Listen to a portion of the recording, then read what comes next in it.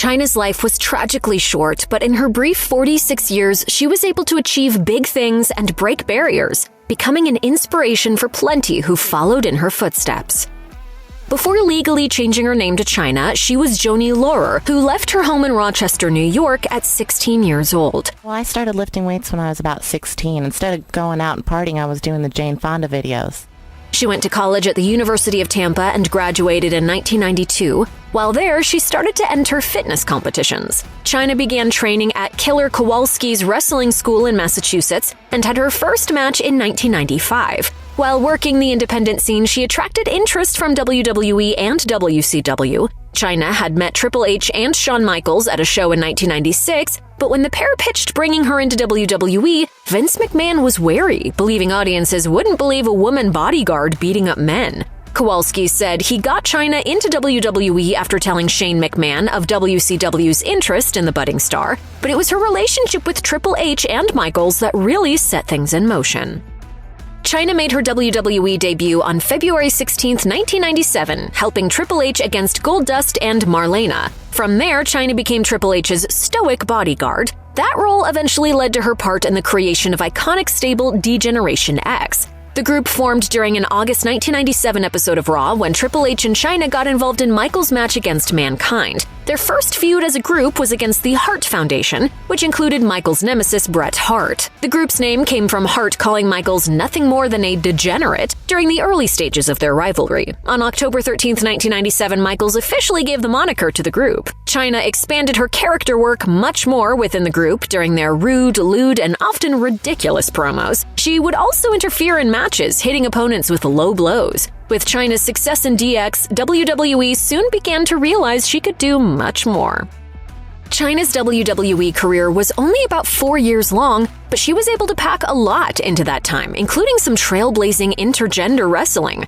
Chyna is a powerful, strong woman. She's attractive, and she holds her own in a male-dominated environment. In 1999, she became the first woman to enter the Royal Rumble. That same year, she was also the first woman to qualify for the King of the Ring tournament, even moving on to the second round with an initial victory over Val Venus. She was also the first woman to become #1 contender for the WWE Championship, but lost the opportunity before getting to challenge for it. The ninth wonder of the world was also the first woman to hold the Intercontinental Championship, and she did it twice. She originally captured the gold from Jeff Jarrett at No Mercy 1999 in the infamous Good Housekeeping match. She lost the belt to Chris Jericho at Armageddon that year, beginning another intergender feud. The pair became co-champions after a SmackDown match ended with Jericho and Chyna pinning each other. Chyna also proved she could branch out when it came to her character, particularly in her romance angle with Latino heat Eddie Guerrero. Initially portrayed as heels, Guerrero and Chyna won the love of the audience with their odd couple nature, with Guerrero dubbing his love Mamacita. By the year 2000, WWE was looking to move away from intergender wrestling, so Chyna, who was becoming ever more popular with fans, was moved into the budding women's division. Chyna's pictorial in the November 2000 issue of Playboy led to a feud with women's champion Ivory, who was leading the Right to Censor faction at the time. Following a dramatic return from a kayfabe neck injury, Chyna captured the title from Ivory at WrestleMania 17. She went on to hold it for a total of 231 days. Throughout her reign, Chyna defeated the likes of Molly Holly and Trish Stratus. Chyna left WWE while still holding the championship in November 2001 after defeating Lita at Judgment Day. Then head of talent relations Jim Ross noted that Chyna chose to leave for personal reasons, while other reports claimed Chyna left to pursue acting. Chyna was reportedly offered a new contract but refused to sign for less than $1 million a year, which the company refused to give her. She wanted exactly what Austin, Undertaker, some of those cats were making.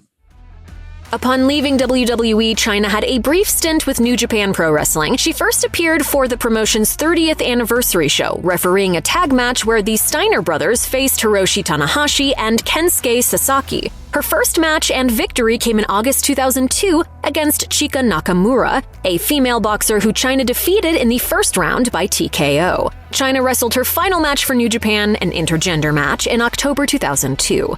Chyna wouldn't step back into a wrestling ring again until 2011, when she made a surprise debut in TNA. Chyna was introduced as Kurt Angle's business associate and tag team partner at the upcoming Sacrifice event, where the duo faced Jeff Jarrett and Karen Jarrett. During the match, she submitted Karen for the victory. Chyna left TNA shortly after, making the match not just her last in that promotion, but in her career.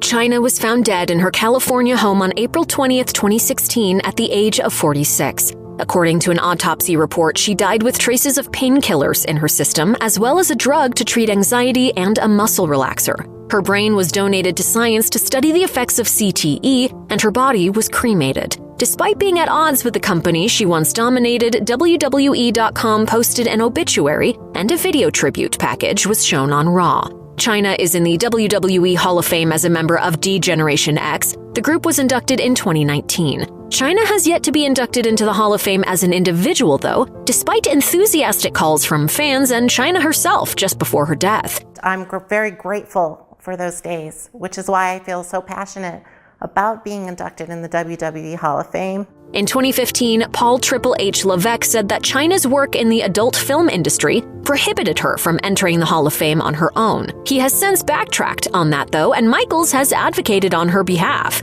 Chyna's influence is still felt very strongly in WWE more than 2 decades after she left the company. In just one recent example, Rhea Ripley paid homage to Chyna with her 2023 Payback gear. It seems clear that WWE's women's division would not be what it is today if Chyna hadn't found her voice and risen to the challenge during her time in DX. If you or anyone you know needs help with addiction issues, help is available. Visit the Substance Abuse and Mental Health Services Administration website or contact SAMHSA's national helpline at 1-800-662-HELP 4357.